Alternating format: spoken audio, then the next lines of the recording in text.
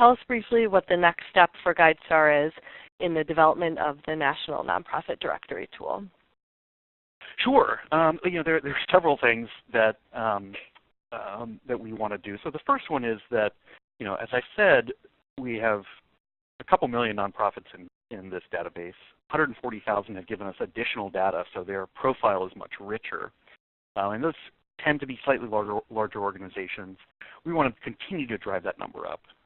And still only a relatively small proportion of nonprofits that have shared programmatic data. So data where they, for example, share the metrics they track to see their progress against their mission. So we're spending a lot of time working with the nonprofit community to help nonprofits share more and more of that information. So that's a critical priority for us.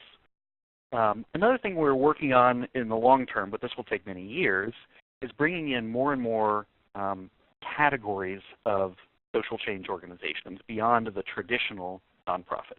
So for example, churches, which are a very important part of civil society. You can donate to them through Vanguard Charitable.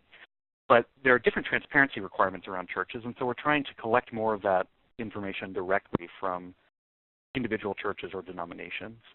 For organizations outside of the U.S., it's a lot easier to collect data about U.S.-based nonprofits, but there are nonprofits all around the world.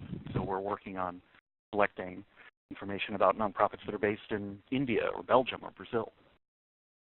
So we've got a lot of work ahead. And then another thing I'd add is that we want feedback from donors about what about this interface is working to solve your challenges, and what else would you like to see, and that we always welcome that kind of input, because that's our mission. We ourselves are a nonprofit organization devoted to trying to help people make better decisions when it comes to nonprofits, and we always welcome input as to how we can continue to get better.